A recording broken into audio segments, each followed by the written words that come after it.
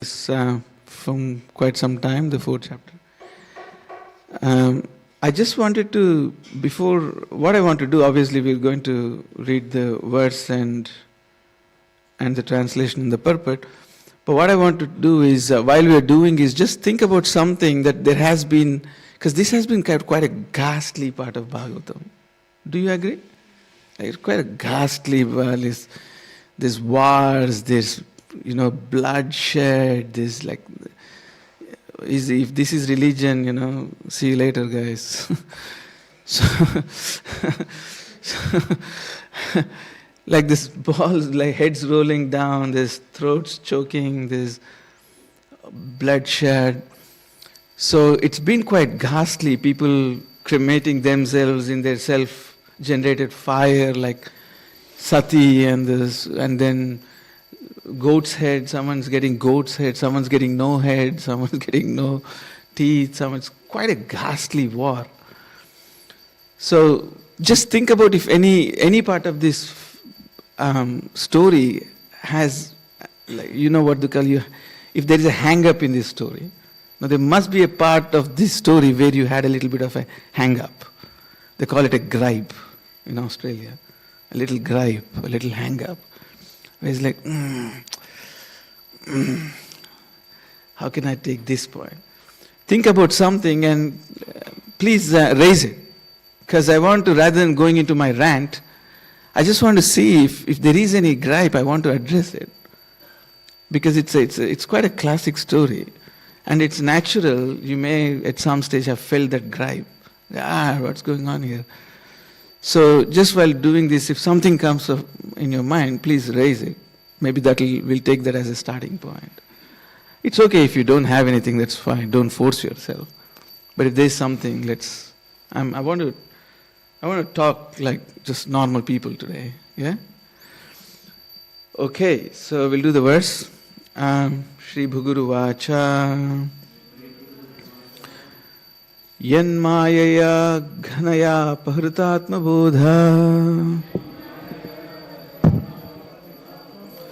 Yanmayaya Ghanaya Paharatma Bodha Brahmadayastanu-bhrutastamasi swapanta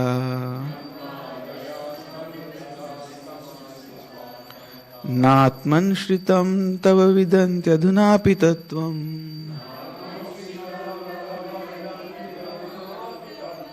Soyam prasidatu bhavan pranatatma bandhu Yanmayaya ghanaya pahritatma bodha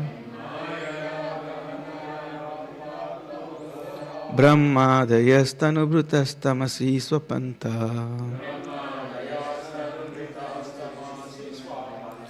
Natman shritam tava vidantyadhunapi tattvam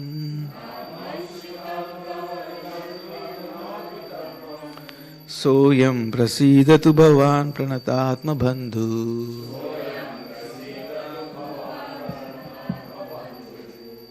Anybody wants to give it a shot? Bhuguru Vach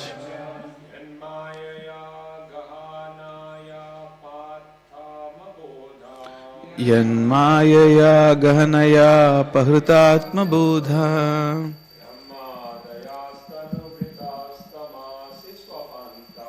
Brahmadayastanu-bhrutastamasi swapanta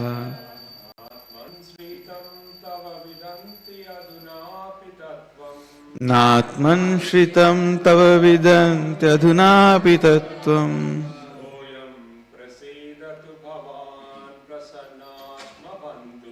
Soyam prasidatu bhavan pranatatma bandhu Bhagaruva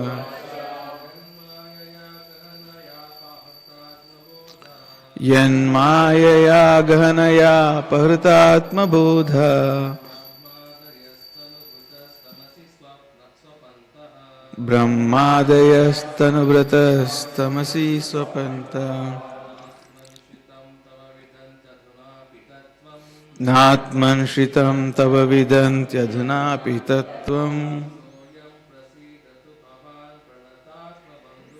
Soyam prasidatu bhavan pranatatma bandhu. Ladies, Bhruguruvacha.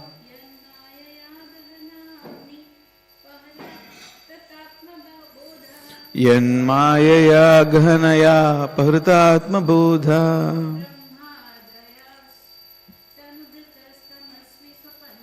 Brahmadayastanu stamasi swapanta. Natman shritam tava vidanti adhunapi tattvam. Soyam prasidatu bhavan pranatatma bandhu. Bhruguruvacha. Yanmayaya gahanaya pahritatma bodha. Brahmadayastanu-bhrutastamasi swapanta.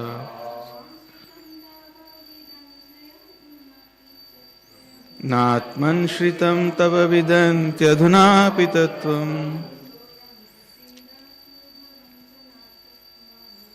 Soyam prasidatu bhavan pranatatma bandhu.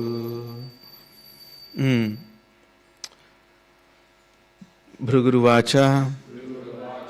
Shri Bhrugu said, Yat, who, Mayaya, by illusory energy, Gahanaya, insurmountable.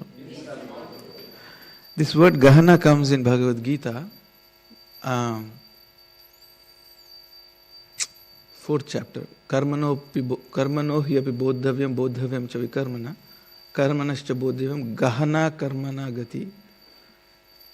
While starting Jnana Yoga, it's interesting. Krishna is actually starting Jnana Yoga, but he talks very, very detailedly about karma.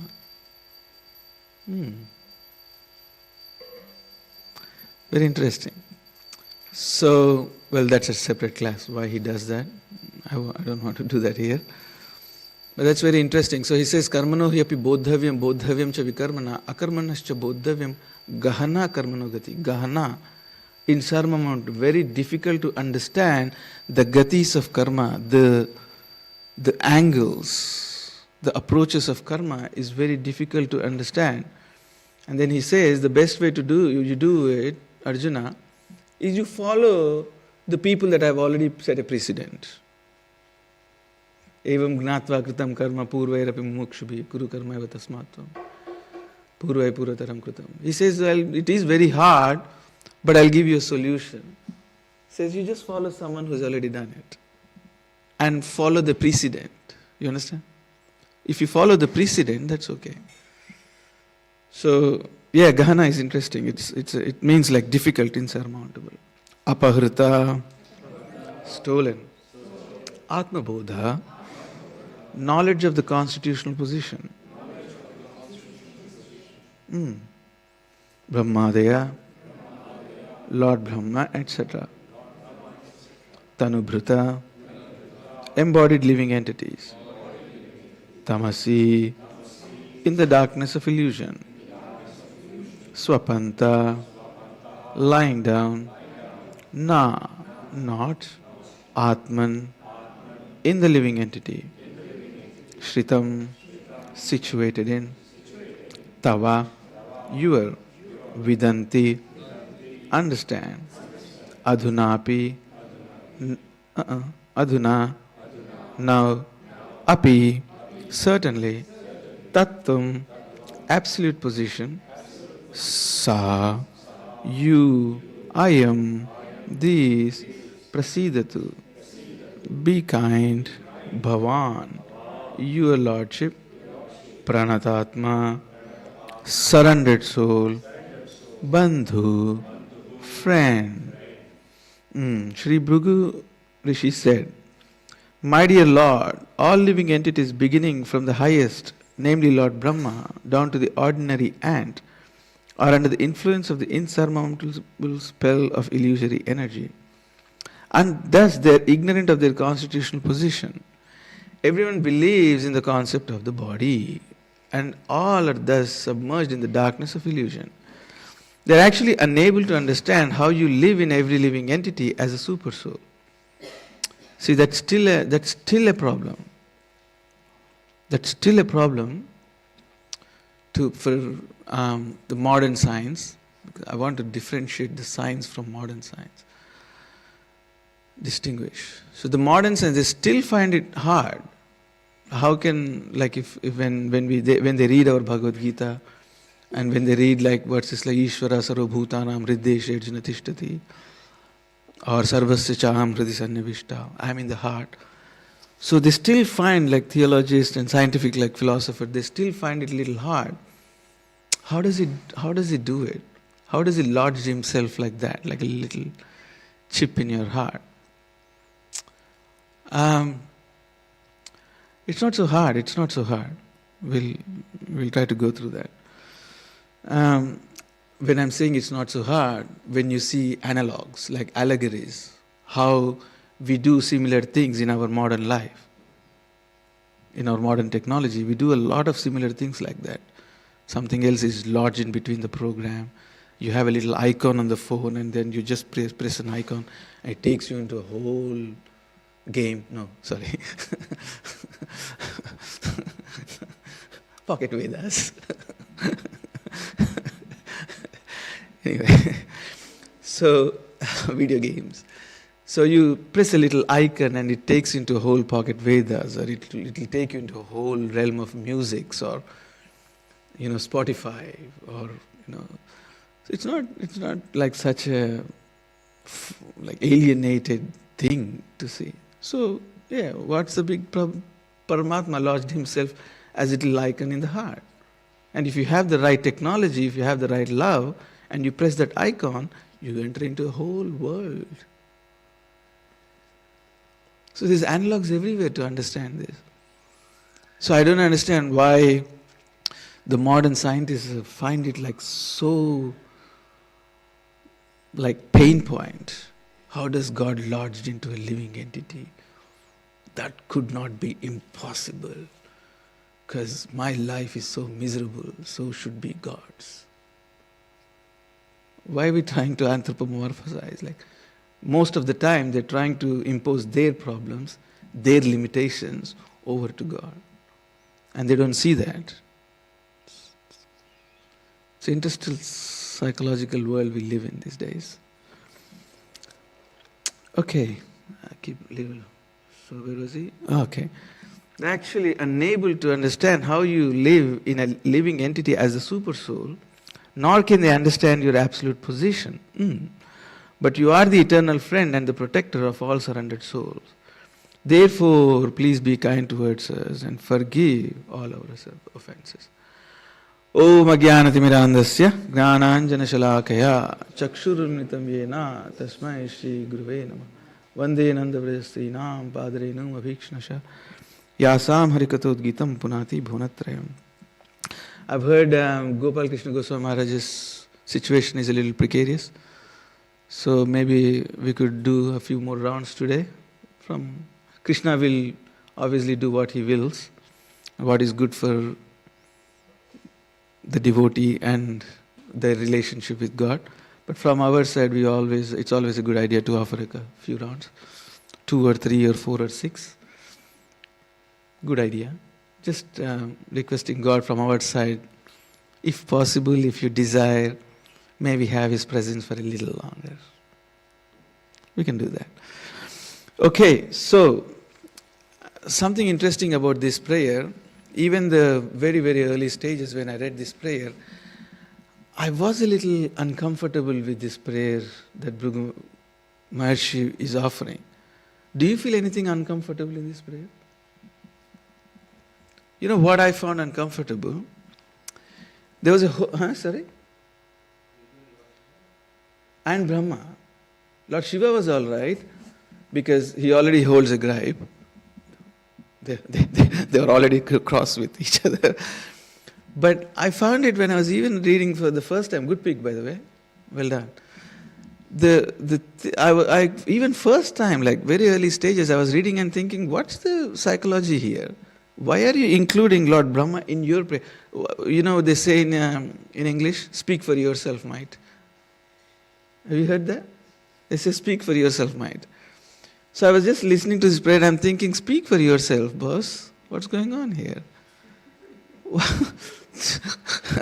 Why are you bringing like Brahma can't do it, Shiva can't do it? Just say, I can't do it. How about like, I was just thinking, what's the psychology here? Why are you trying to bring others? Like, say if I go to the deities today and I'm going, I really messed up this week. I really screwed up. Or even people like Ishwara Das and Manakrita Das also, mess up sometimes. Like, hey. Speak for you. Speak for yourself. No, we are okay. If you've done anything, if you screwed something up, speak for yourself. It's like, he speak like you have Lord Vishnu in front of you and speak for yourself. Or even Brahma can't understand you. Even here Lord Shiva can understand you. And Lord Brahma is going, hey. Why are you bringing me into this? So I found like even the first time I was reading, I found it like what's going on with this psychology here? Well, just speak for yourself. That's one thing I found it quite interesting about Brugurish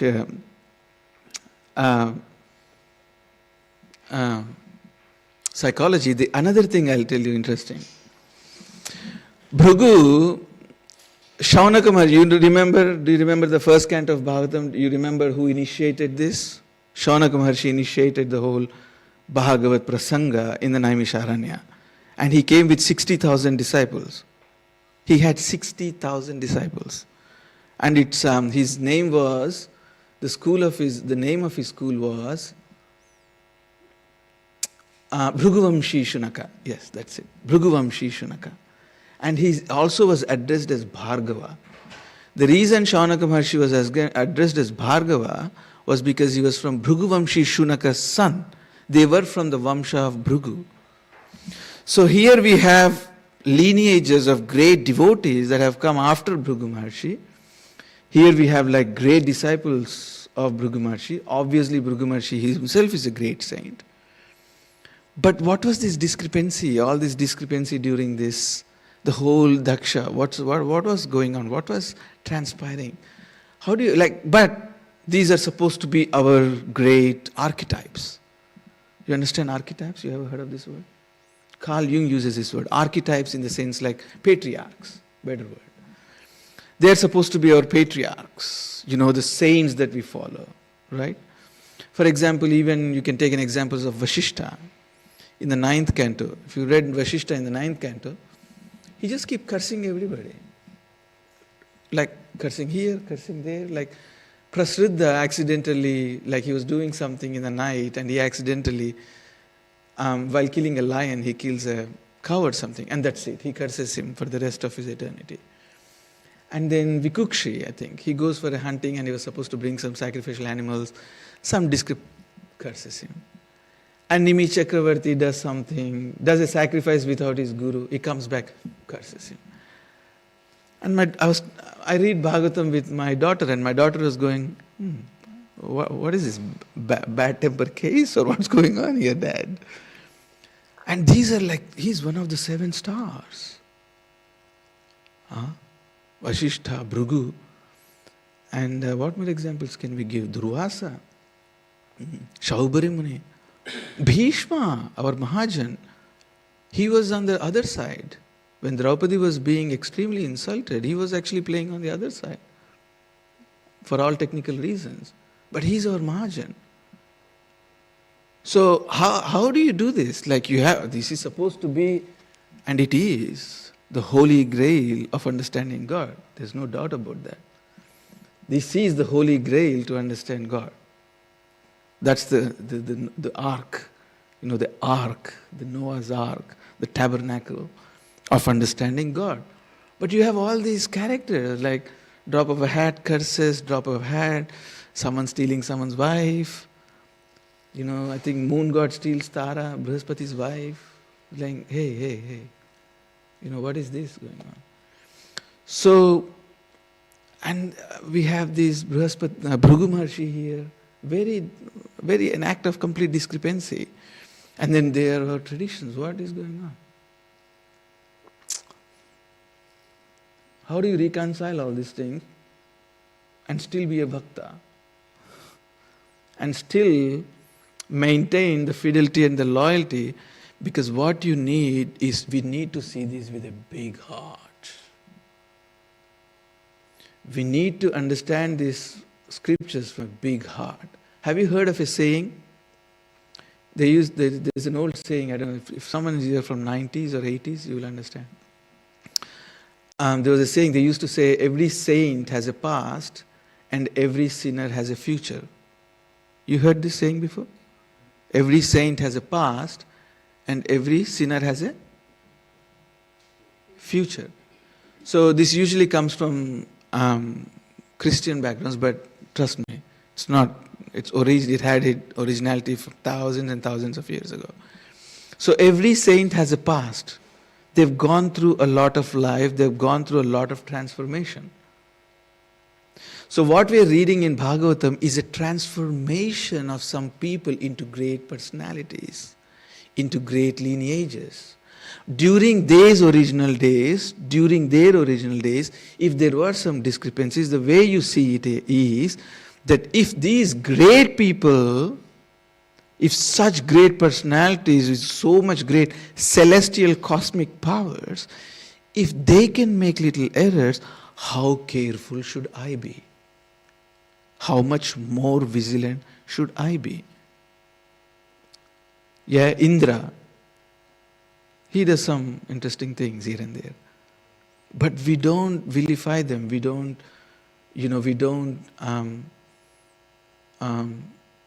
demoralize ourselves or trivialize themselves in the name of when this is being presented, so that we see that even great celestial cosmic people had to go through a transformation. And we always remember that this is a caution for us. If such great people can go through, if Vashishta can get some mystic power, Vishwamitra can get some mystic power to create a whole new heaven, an alternate heaven. These people were capable of creating alternate heavens. You don't know, you're not going, it's like, you go to the Sydney airport and say, oh no, you can't go in there because, oh, that's fine, I'll build an alternate airport down in the west, and I start flying my own flights. It's like alternate heaven. So these are like masterminds of this cosmos.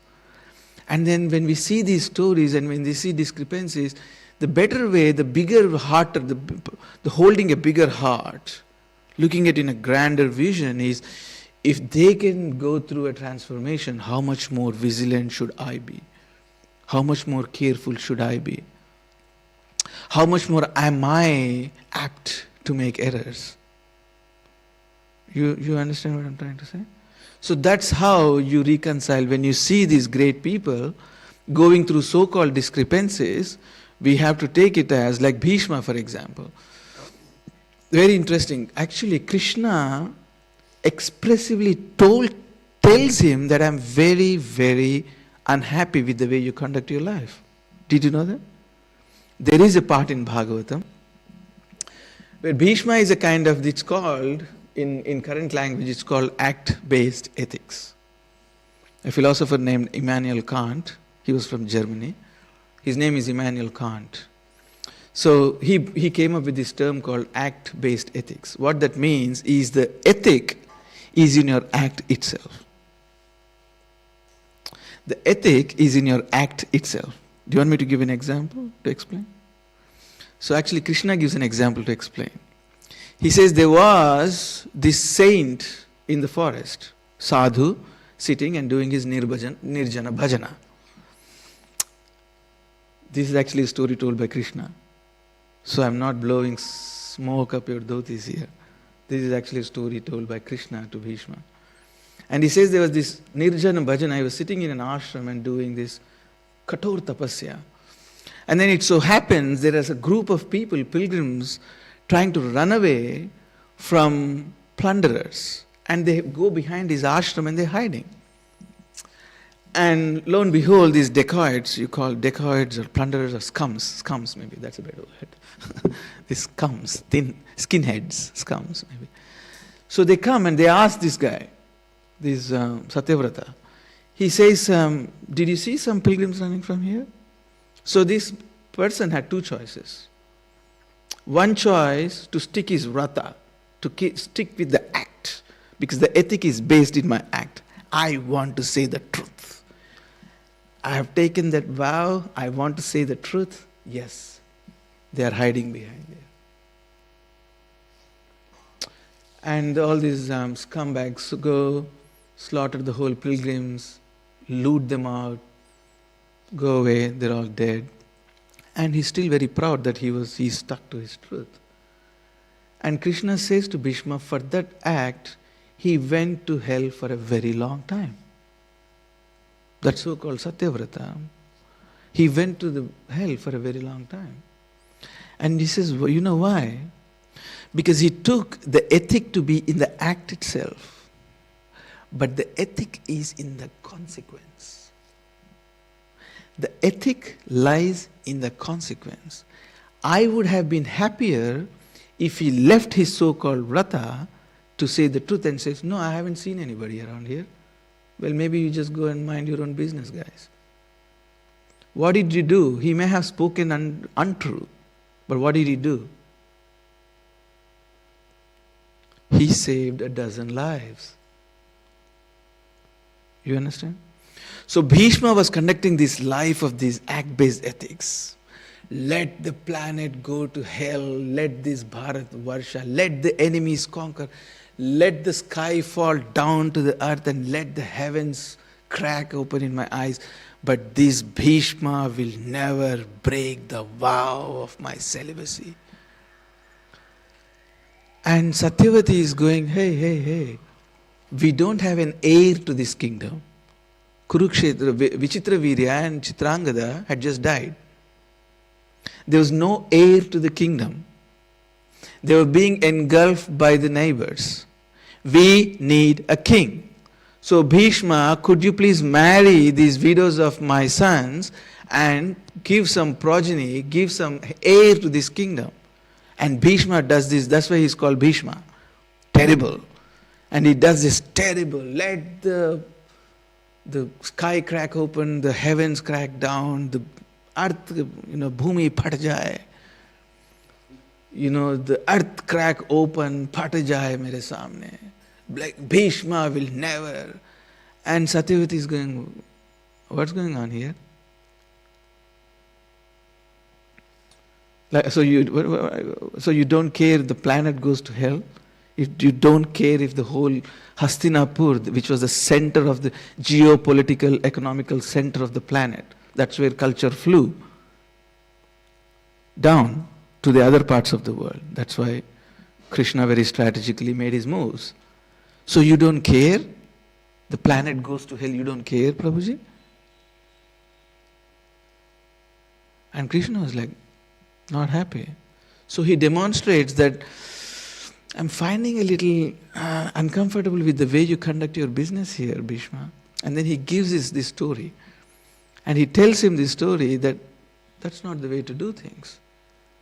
So you see this all the time even with Bhishma, like in the Draupadi Sabha. He says, Draupadi is asking him for his help. Of course they call it like some people say because he was in payroll or something. But that's not what his gripe was. He was just stuck with this act-based ethics. The ethic is in the act itself. So I've got to stick with the political powers. I got to stick with the right wing, his act. Eventually, anyway, you see even Bhishma transformed by the end of when Krishna comes for darshan, when he was about to leave. When Krishna comes for a final darshan, you'll see a completely transformed Bhishma. Even in the middle of the war, he actually tells Pandavas how to kill him. You don't do that. Like, We want to meet at 8 o'clock tonight after dinner. Yeah, sure. We want to have a chat with you. And Bhishma, yeah, what was that you wanted to ask? We want to know how to kill you. Oh, yeah, I mean, I've been asked quite a few questions, but that's a very interesting Bhagavad question. Please don't ask that question in a Bhagavatam class. We just want to know how to kill you, Prabhuji. But Bhishma, now he's changed. Now he's a completely transformed. Now he tells him how to kill him. This is how you have to kill him. So you have Bhishma, you have Durvasa who goes a transformation, you have Vishwamitra who goes through a transformation to the point he becomes the teacher of Rama. Kaushalya, Supraja, Rama, Purva, Sandhya, Pravartate, Uttishta Narashardula, Kartavyam Daiva Malikam. That was Vishwamitra's prayer. When he took Rama on the way in the forest, so in the morning, he used to wake up his lovely disciple with this prayer. Kausalya Supraja Rama Purva Sandhya Pravartate Uttishta Narashardhula. Please wake up the greatest of the men. Kartavyam Daiva Malnikam. The duty, the dharma is waiting for you. Uttishta Uttishta Govinda. He calls Rama as Govinda. Uttishta Uttishta Govinda Uttishta Garuda. Beautiful prayers. So Vishwamitra, the one who fought with Vashishta for 60,000 eons, transformed. So when you see these transformations, we have to see that if these big people have to go through so much transformation, how much more careful we have to be. So these are the things that I thought it's very important. I found it psychologically a little fun, little interesting, like including Brahma, including Shiva, and then he still has his own life, Bhrigu has his own life. How do you reconcile all these things? How do you reconcile these paradoxes? You understand? Does it kind of... Was that okay? Or did I throw you guys out of your chairs? Okay. Well, anyway, I said I was going to give you an opportunity to present if you have any gripes about this story, about this whole ghastly Daksha story. Is there anybody that's got a bit of a gripe? Yes, please. I will take questions later, but this I want to just keep this as a part of discussion.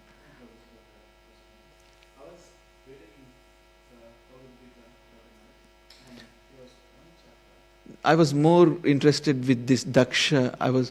The part I want to know. Daksha? Okay, please, okay.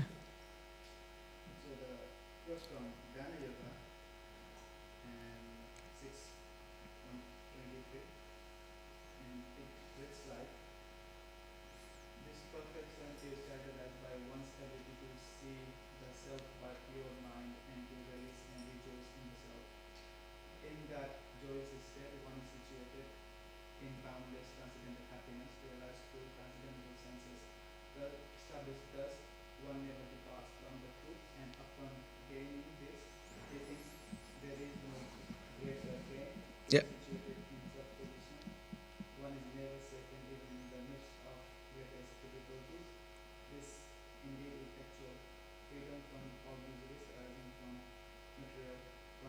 Yeah. Yam labdhva chapram labham manyate nadikam tata yasmin sito na dukke na gurnapi vichalyate. That's the words you're talking about. Sukham atyantikam yattad buddhi grahaya mati indriya. Veti yatra chayvaham sisaschalas tattvata. Yam labdhva chapram labham manyate nadikam tata yasmin sito na dukke na gurnapi vichalyate. Good. Okay, so what was the question?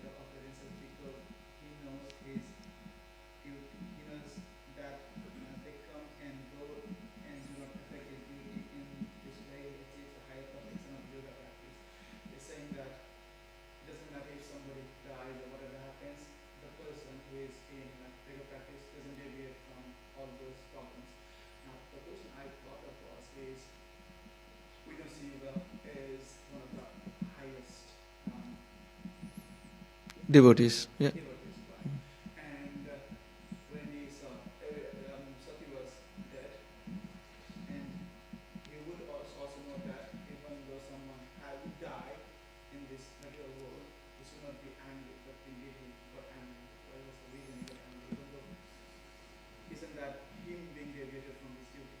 Very good.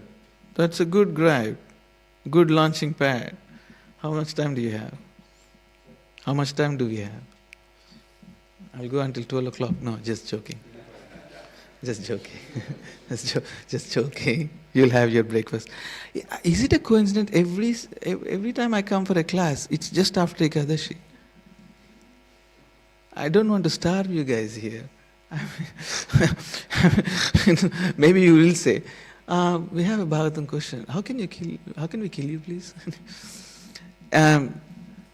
Very good. So we have to go through the ontology. Interestingly, your question relates to the purport. So how about I quickly do the purport and then I'll cover this. You happy with that? Very good. You encompassed it. Very, very well. Okay, I'll read the purport because we don't do refunds in Hare Krishnas. So I don't want you to go and ask for refunds. So we lost the machine to do refunds, didn't we? We lost the machine. Bhrigu Muni was conscious of the scandalous behavior exhibited by each and every one of them. Scandalous. See, this is Prabhupada is lodging a very heavy word here. It's a very heavy word. It's a scandal. It's a scandalous behavior. It's not accidental. Prabhupada is lodging usually these kind of words are used by people in India, like, who, Hadapliya, 50 seat Hadapliya. Just like swipes 50 seats out of the elections. Like that's scandalous behavior. So he's using a very strong word, scandalous behavior exhibited by each and every one of them, including Brahma and Shiva. In the sacrifice, again, I don't know why he's including Brahma and Shiva. In the sacrificial ceremony of Daksha, by mentioning Brahma, the chief of all living entities within this material world, he wanted to state that everyone, including also Brahma and Shiva, is under the concept of body and under the spell of material energy. But Vishnu, this is the version of Prabhupada is very carefully distancing himself. He's saying this is the version of Bhrigu. He's immediately, Prabhupada is distancing himself. I've got nothing to do with this. Let Bhrigu speak for himself. This is the context of Bhrigu. As long as one is under the concept of body as itself, it is very difficult to understand the super soul or the supreme personality of Godhead. Conscious that he was not greater than Brahma, Bhrigu included himself in the list of offenders.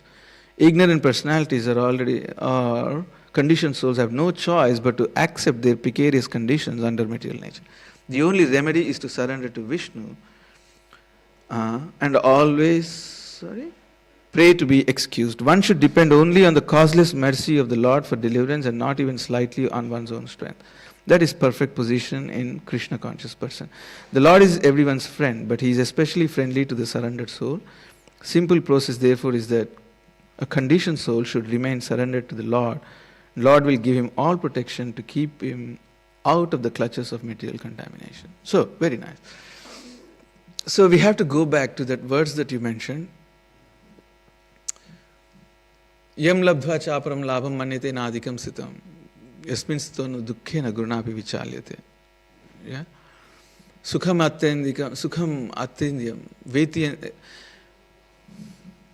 Think about this carefully. Why, he also says in 3rd chapter, Krishna actually says a similar words in 3.17. Yes, atmaratireva syat, atma truptasya manava, atmanyeva santushto, tasya karyam na vidyate. One who is happily understood. The penny sinks in your heart. Have you heard of this parable before? The penny sinks in the heart. The penny sinks in the heart. Now you know you're conscious. Now you know your consciousness. Now you really, really get it that you are not this body. That you are starting to act as a body. You are consciousness. What happens is there is a kind of this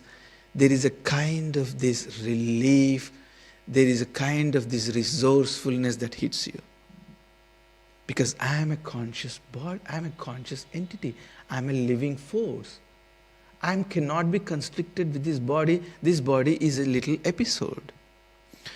The reason it is very hard for us to understand at this position is because we have been so conditioned to touch with the body. We are so conditioned to squeeze the juice out of this material world with our hands, with our tongue, with our, anger with our senses, with our mind. Shrotam, chakshu, sparshanam, cha, rasanam, grahanam, evacha, indriya. We are so used to sensing with the nose. We are so used to seeing with the eyes. We are so addicted to the body now. But take a back step and think carefully. If a consciousness can make everything possible in the body, such as seeing, touching, smelling, speaking, thinking, why is it so hard just to take a halt, pause, and think, why couldn't consciousness do it on its own? All these things, why couldn't an Atma do it on its own?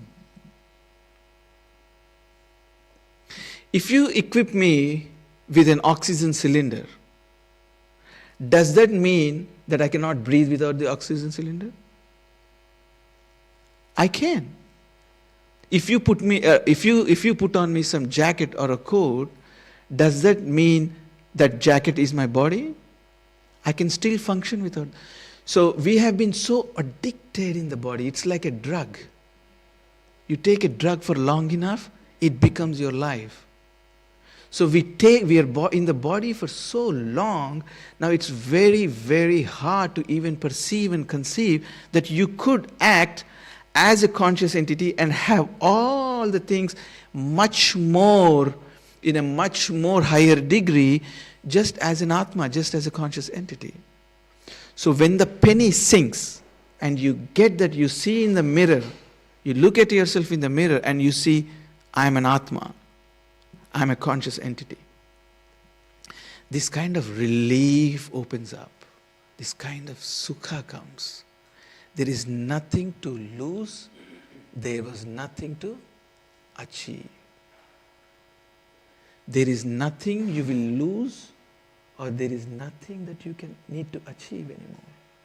Because you are a completely accomplished Atma as a part of a supreme soul, as a supreme Atma. Once that sinks, there is nothing to achieve. There is nothing to look forward for on a sense gratificatory perspective. That's the sukham atyantikam. Yam labdhva, you get that. Yatro paramate chittam niruddham yoga sevaya. That's the verse you're talking about. Yatra chaivatman atmanam pashyanatmane tushyati. Once he's situated in the Atma, now he doesn't want sense gratification. Yam labdhva chaparam labham. I don't want sense gratification. No, I don't want sense gratification. Why? I'm an Atma. I'm accomplished already. Yes, Atmaneva tushta. I'm satisfied completely. Why do I need a Tesla to feel me accomplished? Why do I need a beautiful, gorgeous celebrity girlfriend just to make me feel accomplished? Why do I need that palace on the cliff of Bilgola or Bondi? Why does something else need to make me feel accomplished when I am an Atma and my link with Krishna can never be severed, can never be disconnected, can never be broken? I promise, guarantee, please understand, you cannot cut your connection with Krishna even if you wanted. Vice versa. Krishna will never cut the connection with you even if he wouldn't want it. So now you're sitting in that position. Now you cannot be moved. Yes, pain comes. Yes, you'll cry in the pain. Only a few days ago I woke up with, I have some back issues and the pain was so much, the tears were rolling out of my eyes. And I was just looking. But is that a cause to... But you're still a conscious entity. In the material world, the pains are there. But how can that be an excuse to leave yourself from not being an Atma? Doesn't make sense. Just because you are in Australia, are you not a Nepali anymore? Are you a Nepali by background? Yeah, okay. Good guess, huh? What a gamble. What a gamble. Next time I have to be careful. Anyway, just because you've lived here 5 years, someone says you're not a Nepali. What are you talking about? They talk in Nepali language and they insult you. You lost your foundation. What are you talking about? So just because I lived in this Varun body, in this Radhika Prasad body, how can I not be an Atma anymore? How foolish is that? That's foolish. Pain may come, death will come, excruciating difficulties may come. Of course, and we are not like, no, I don't feel pain. Of course I feel pain. Of course I cry. But that's not that doesn't need to go to a point where you denounce, you debunk the position. It never happens. It's never going to happen. You'll always remain an Atma. Now coming to the point, Lord Shiva, so he must obviously be a self-realized soul. He's the Guru, Jagat Guru of this planet, right? Jagat Guru of this world. He's regarded after Sankarshana. Once Sankarshana gives away the teachings, he can disappear and Shankara will take care of the teachings. He's a Jagat Guru. There's a Rudra Sampradaya. What's the position? The position is this. The reason he never got, if you read the story carefully, he never got angry when Daksha continuously for nearly 22 verses insulted him. He called him monkey. He calls him a monkey face. If I call you a monkey face, you'll throw that at me. He calls him a monkey face. Do you remember the verse? He calls him a monkey face. He calls him a beggar. He calls him the guy who's at the cemeteries. No auspiciousness. It's just by touch you'll be contaminated, but just by seeing him in the morning. Shiva is like, Hare Krishna, doesn't give a rat's. Doesn't give a rat's. He just walks out. Still he's hearing news. Still things are going. Now they've even taken you away from this. Your part from the sacrifice have been taken away. So, I got plenty of food. There's Foods for Life program going on. Like, okay, so Daksha hasn't heard of Food for Life program. ISKCON does Foods for Life program, guys. It's like, what do you guys do? Anybody hungry? Food for Life program in ISKCON, please. So he didn't worry about that. But when did he get angry?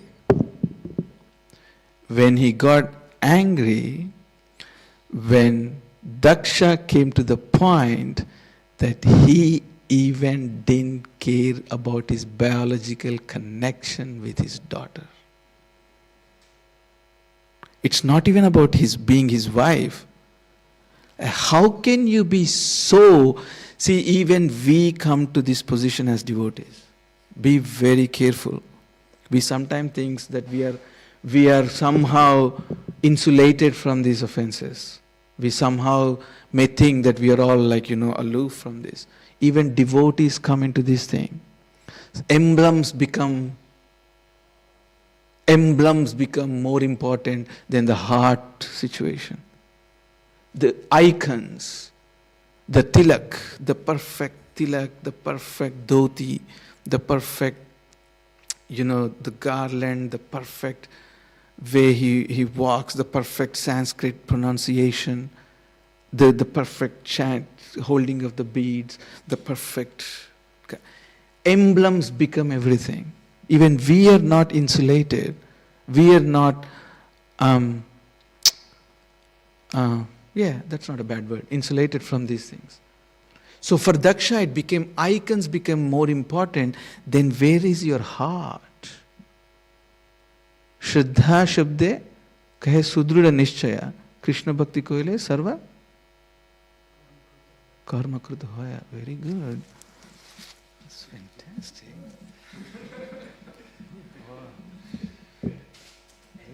Oh, you gave it to everybody. So Shraddha Shabde kahe Sudruda Nishchaya. Yeah, Krishna Bhakti Koile Sarva Karma Krita Hoya. So everything, Shraddha. Where is your heart? Where is your sincerity? It's not the emblems. Yeah, it's good. It helps. If it helps you, yeah, please, sure. Please. do the perfect, the perfect dhoti, the perfect sari, the perfect. If that helps you, makes your day, be my guest. What I'm trying to say, where is your heart? Sannyasa, the word sannyasa in Sanskrit is made up of two words. San is the same as Sankirtan, sum total in English, same words. Sam, nyasya is you place. You place the sum total of your sincerity and your consciousness at feet of Radha Krishna. That's sannyasa. Not just limited to saffron dress, not just limited to a little shikha there, not just saffron dress, not just the dakshinas, not just the... No, that's not sannyasa. The sum total of your sannyasa, just look at the language. The sum total of your consciousness, sum total of your sincerity, you place at the lotus feet of Radha Gopinath. That's sannyasa. That's what Daksha was supposed to do. But Daksha was all icons. Does easy pronouncing the mantras well, the Hota, the Udghata, the Brahmana, the Advaryu. Those four people, are they standing at the right position? Is the meters the right way? How many different types of sands, of rivers you got? How many? Is it Ganga, Jamuna and Saraswati? I think Kaveri is missing. There's a few drops less of Saraswati in there. This is all iconic. Then that becomes Karmakanda. That's why.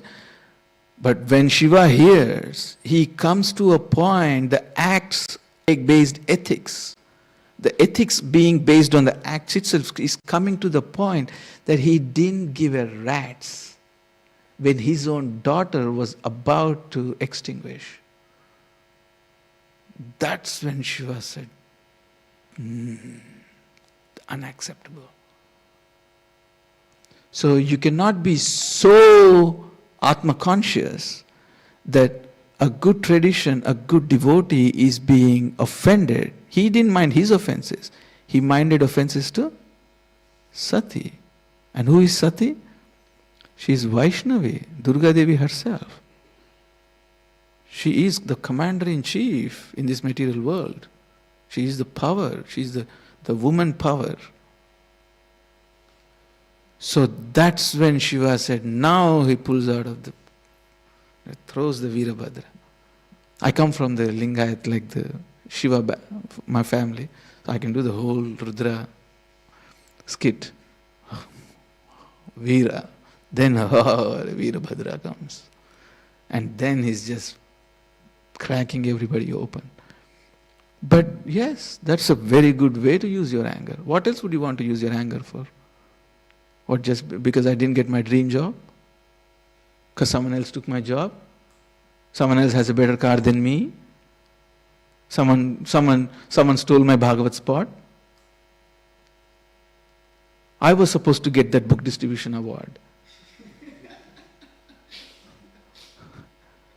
Is that why you want to? Is that the reasons to get angry?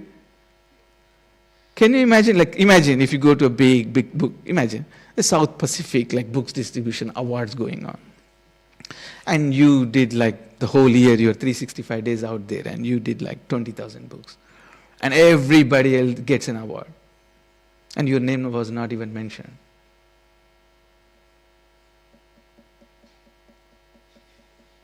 How are you gonna feel? Bit long way back home, The drive back home starting to look very long. No, that's not the reasons to get angry. This is the reason to get angry. Where a sampradaya is being broken, where a person is basing his life on act-based ethics, where a sincere devotee like Sati is being extinguished and nobody cares. Nobody stopped. He asks. Nobody stopped. Then he goes, something has to be done. So then he used, that's called Rudra power. That's the Rudra comes, then the Tandava comes. Then the Rudra, then the Sadashiva is gone. Then the Sadashiva is gone. Then you got the Tamasa annihilation power, Rudra coming and dancing there. Then chopping heads off, chopping arms off. That's the best, that's a good way to use. Anger. Not because someone's got a better job, someone's got a better house, someone's got a better, I was at the Vyasa Puja. They gave me 15th spot in the offerings. That Prabhu, he always, he has something about me. He doesn't like me. I'll get back to him one day. Now, that's not what you use anger for. That's the right use of anger. You understand? So anyway, is there any other points that you felt? Anybody else that feels a little gripe about this whole story? Anybody else? No? Okay. So I'll tell you some, maybe we have 5 minutes, I'll just finish off some. You have some point? Did you say? Or do you want to leave it for QA? Okay, just make a last point, we have 5 minutes. Okay, Radhika Prasad, I'm all over the place on the time now. There is something extremely important when we come to the religious principle, just based on the act-based ethics. I want to just extend based on my, I've studied quite a bit of Carl Jung. Have you heard of a religious psychologist? His name is William James from the US. Ever heard of him? No? Okay. Oh, you heard of him? The varieties of religious experience. Yeah, very good, very good. You want to share the after it? Very good. I like this kind of audience. I love you guys. I love you. So William James, he studied religions all over the world, and he wrote a book called Varieties of Religious Experiences. And he is by himself a very strong Protestant in his life. Protestant, you understand? Christians, Protestants and Catholics, of course, yeah. So he's a very strong Protestant. And Protestants, there's only one way. Jesus. There's no other way. Don't get deluded, guys. There's only one way, Jesus. If not, that's not that way, then you'll eternally go to hell. And eternally. There's no break. And they'll burn you, and they'll wake you up just so they can burn you more. No, jhalak raha hai, daya. The compassion is just bursting out. So this is the situation. So he was a Protestant. But you know what he said is very interesting at the end of the book, in his conclusions. He says, now if you ask me as a Protestant, it's a very dared thing to do. And the book was published after he died. So very smart move. So he says, if you ask me now, is this the only way? He says, no, I don't agree with that. You know why? And he says, the reason is because we don't all face the same difficulties. We don't face all the same difficulties, which means we won't have a same solution also. Does that mean we'll drop in Krishna consciousness and going and becoming? No, that's not what the point is. The point is to be tolerant and allow people their pace. We, as an organization, as an institution, as an international organization, we have to be tolerant to allow people their pace. We have to be able to relate the other, not we, but the world. We have to allow the world to relate to us. The way currently I see, this is my personal opinion, so disclaimer, my personal opinion, nothing to do with anybody. The way I see is people, for a long time I was out on the streets, I get a sense that people are not able to relate to us anymore.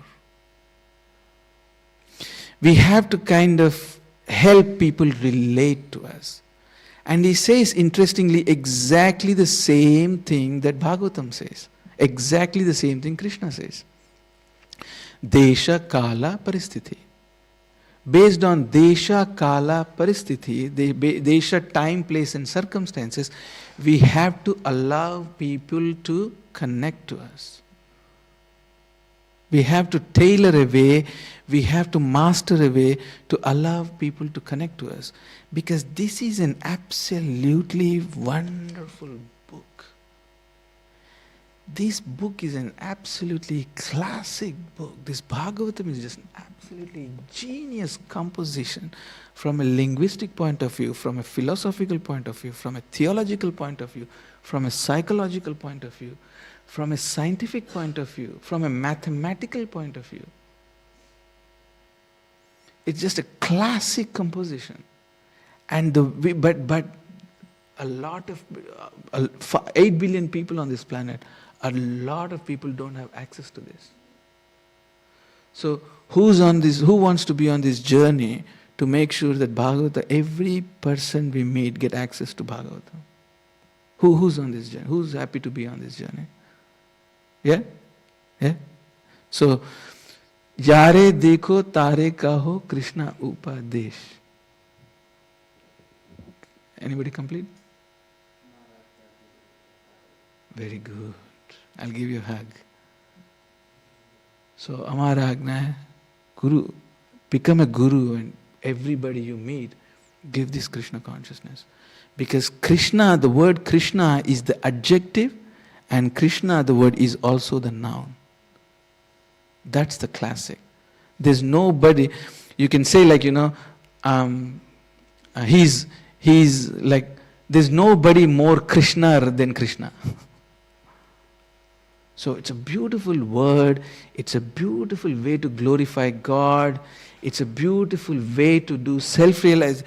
It is the sound of self-realization. The Hare Krishna Mahamantra is how self-realization sounds. If on a day you didn't get time to read a book, say for example. Like I don't know, maybe all of you are doing this. We do usually in Hare Krishna tradition, we usually have 2 hours of study. Like it's kind of there in the day. Minimum. Sometimes more, sometimes less. But 2 hours is something we are always there. Say one of those days you couldn't read 2 hours. You didn't complete your commitment of 2 hours. Sometimes I do 3 or 4 or sometimes I did 10 or 12. Anyway, I don't have a life. I'm very boring. I'm a nerd.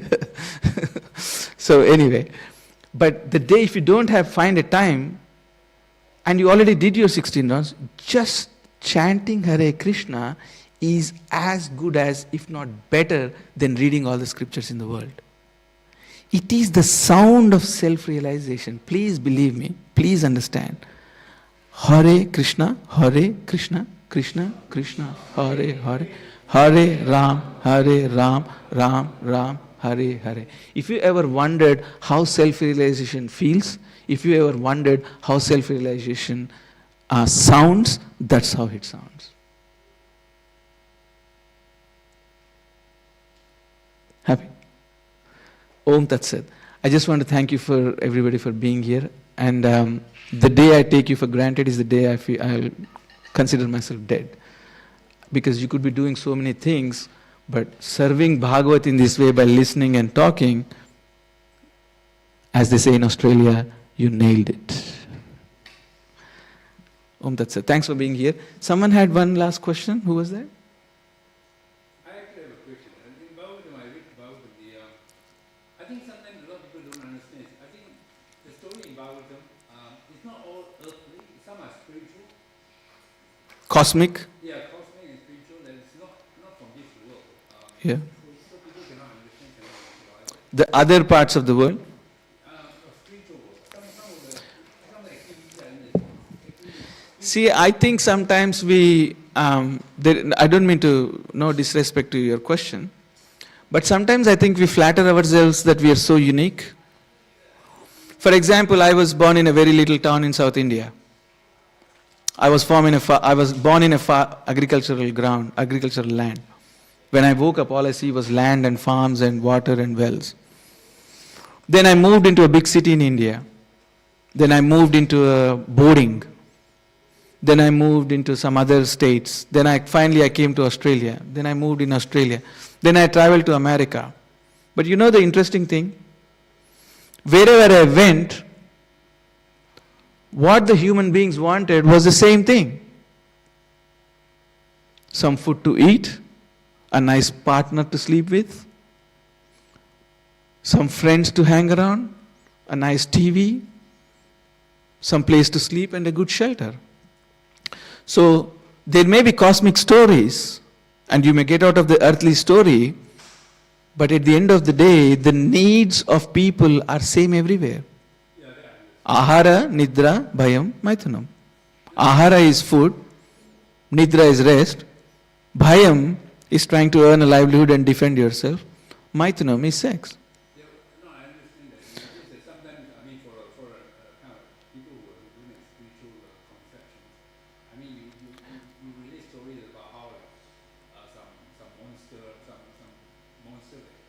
11 billion months long kind of situation.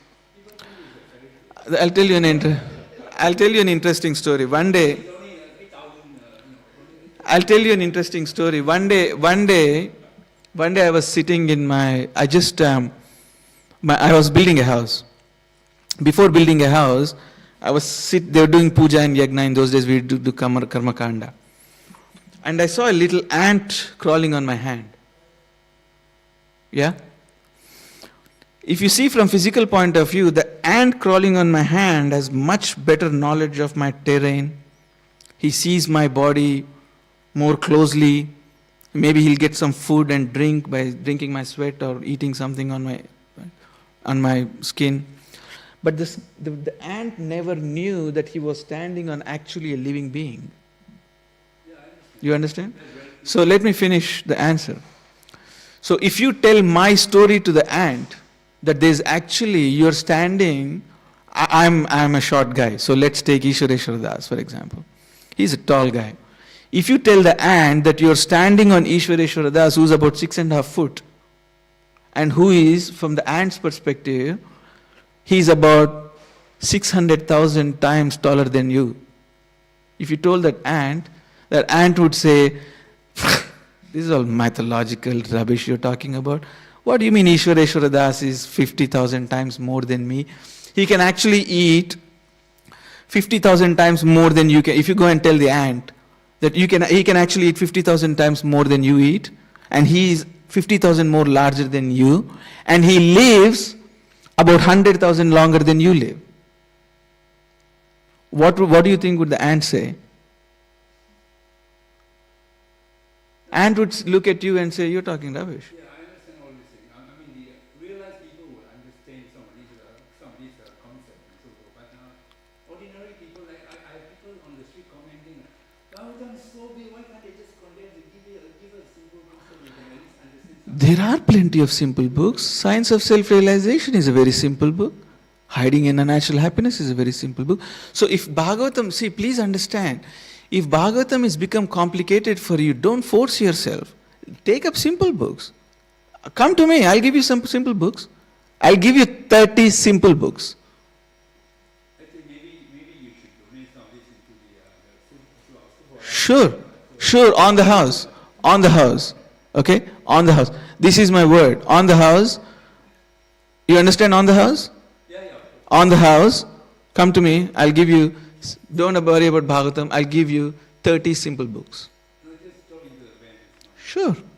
So don't see, this is not forcing yourself. When we are talking about glories of Bhagavatam, please don't take that as a force upon you. If you don't feel that way, if you not feel like that's not where I am yet, pick up some simple books. No, it's just that sometimes we want to share with other people the glories of Krishna, but then it's very difficult to share because all the volumes and volumes. Like for me, it's okay. I read about Bhagavatam every day. Talk simple things about Krishna. Simple things. Krishna was a historical person. Do you want me to state to you simply, very simply Krishna without talking about Bhagavatam? He was an historical person who came 5,000 years ago, who came to this planet 5,000 years ago in a very, very geopolitically, financially strong city, so that he could be a trendsetter. You understand trendsetter? So he could be a trendsetter, so the culture could follow, the culture of peace and the culture of dharma could follow to the rest of the world. Is there one word we can convince people of Krishna? Huh? Is there one word we can convince the people of Krishna? The source, your source. Everybody has to have a source. So your source.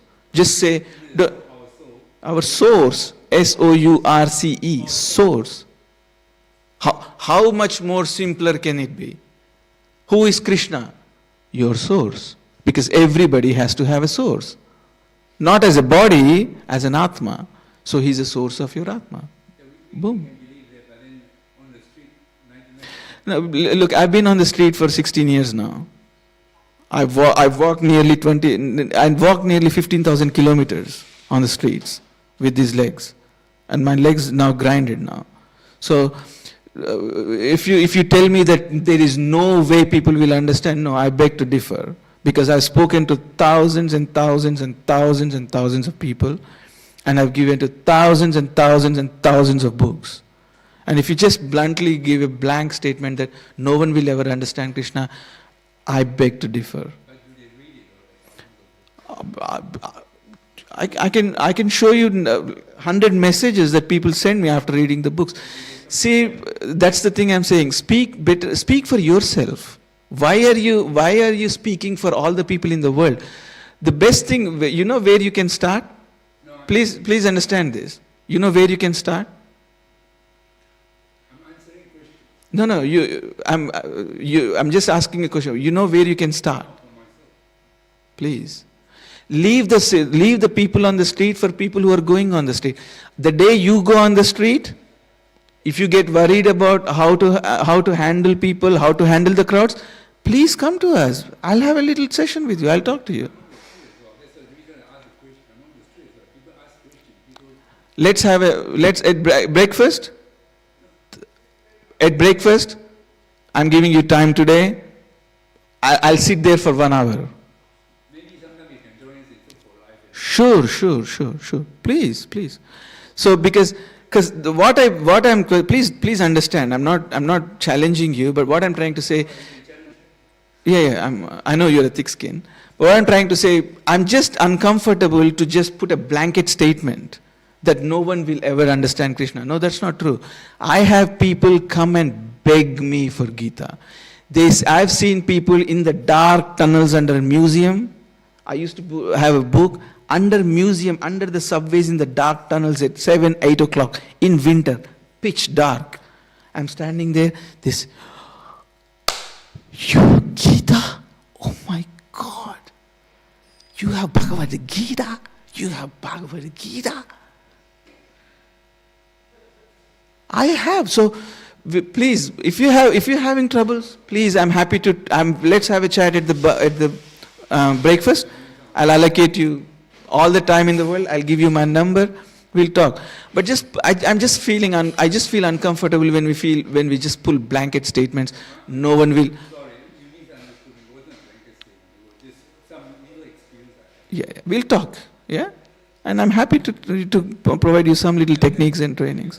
You happy? I got to go back. Okay. Anyway, I think we need to finish now. Everybody's hungry. Ekadashi. So anyway, I think if there is any more questions at the breakfast table, yeah. Okay. Hare Krishna. Thank you so much for coming. Nitai Gaur Premanande. Vancha kalpatarubhyascha. Krupa sindhu bevacha. Patitanam pavanebhyo. Vaishnavabhyo namo namaha.